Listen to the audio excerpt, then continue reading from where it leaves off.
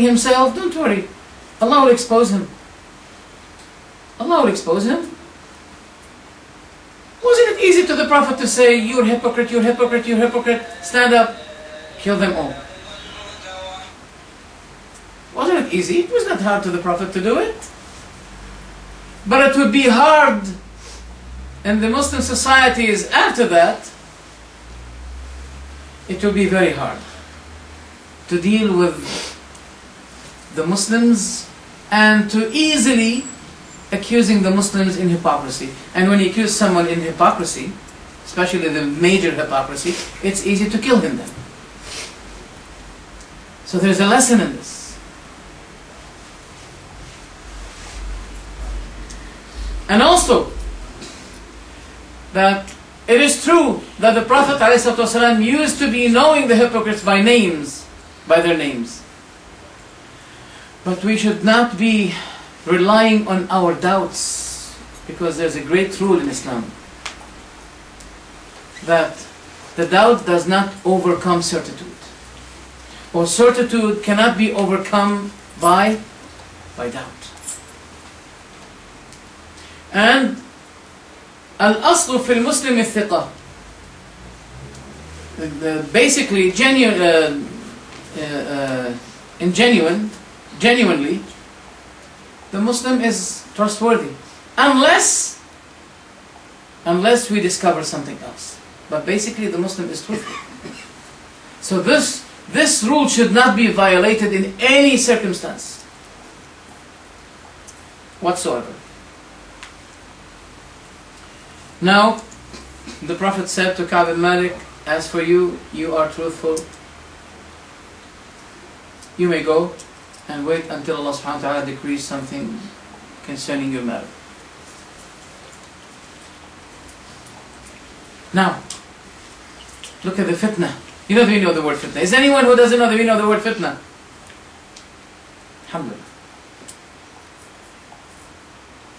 Some people from Ka'b's tribes, they followed him and they said, Wallahi, we did not know you committing a sin like the sin you committed today. Wasn't it difficult for you to give any kind of justification to the Prophet ﷺ? Look at those who came to the Prophet and they gave their justifications to him. Wasn't it enough for your sin to be forgiven by seeking forgiveness of the Prophet to you, as he did to the others?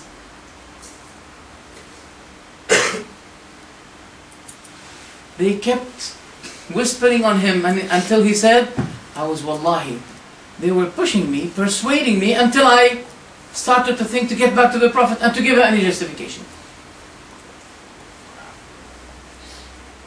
No. Allah said to the Prophet ﷺ, if you seek forgiveness for them 70 times, Allah will not forgive them. That means even if the Prophet sought forgiveness for them, because he doesn't know. He does not know how to distinguish the hypocrite from the one who has truly justification. The Prophet doesn't know. But as for those whom are known by Allah that they are hypocrites, even if the Prophet sought forgiveness for them 70 times, Allah will not forgive them. That is the difference between Ka'b ibn Malik and the hypocrites. But you can see the Prophet's mercy. The Prophet's mercy, because of his merciful nature, when the head of the hypocrites died, Abdullah bin Ubay bin Salul, the head of hypocrisy, who said, Sammin kalbaka ya'kulk, feed your dog, then eventually your dog is going to be eating you. What does this mean? He said, we welcomed Muhammad and his companions from Mecca, and now they are dominants in Mecca and we have nothing. Then he said his word, لَإِنْ رَجَعْنَا إِلَى الْمَدِينَةِ لَيُخْرِجَنَّ الْأَعَزُّ مِنْهَا الْأَذَلُّ.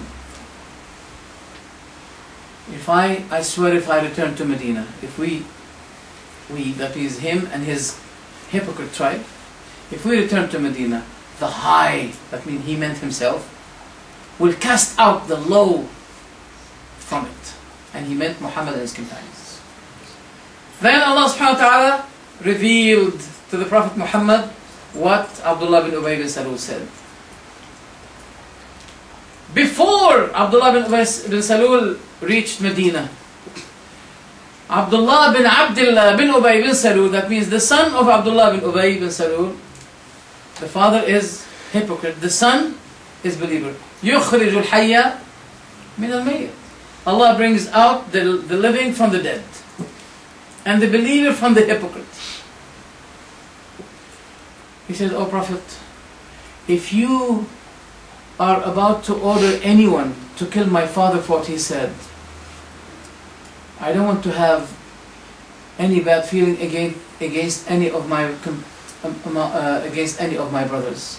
If you are ordering someone to kill him, to execute him, then let me be the one to do it.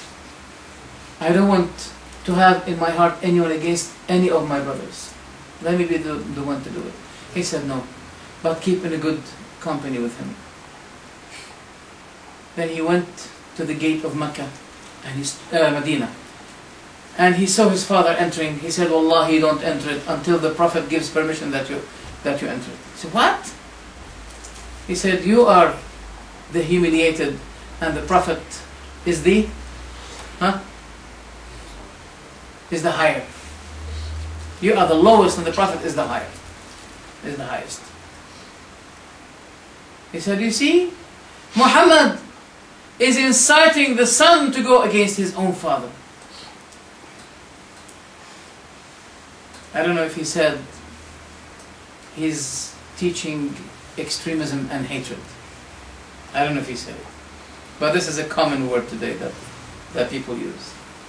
He's teaching hateful teachings. Hateful teachings. Anyway.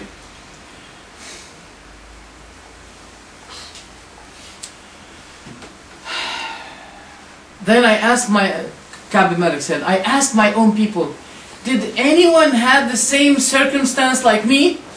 They said, "Yes. Two. Murara ibn Rabi'a and Hilal bin Umayyah. Oof, wow, those are great people. They witnessed Badr. But they have the same circumstance like Ka'b bin Malik. They were delayed by the whisperings of the devil. But they are good Muslims, they're not hypocrites." So the extension, not the extension, the exemption, there's a big difference between extension and exemption. The exemption among all the companions of the Prophet were only 3 who lacked. As for the others, they're all hypocrites. I'm talking about the companions who are supposed to be joining the army. Right. So how many there are now? 3. Now, the Prophet ﷺ gave a decision that no one among the people of Medina should be speaking to Ka'b bin Malik.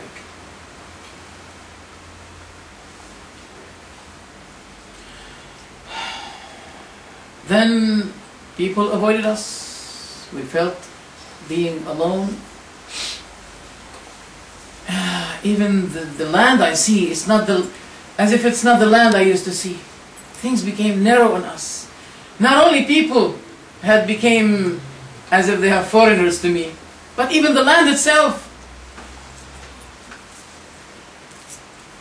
We remained on that situation for almost 50 nights. As for my friends, they stayed in their houses, the 2, Murara and Hilal. They kept sitting in their houses crying. They are almost old, a bit old. But as for Ka'b, at that time he was young, his youth.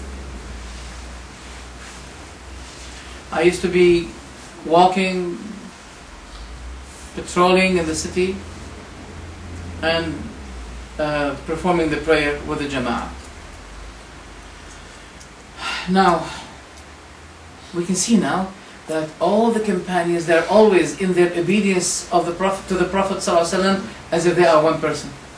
So all of them finish. They don't speak to him. He said, I used to be coming to the Prophet ﷺ, saying Assalamu alaikum to him, watching him when I say Assalamu alaikum. Did he move his lips? Did he say Wa alaikum assalam?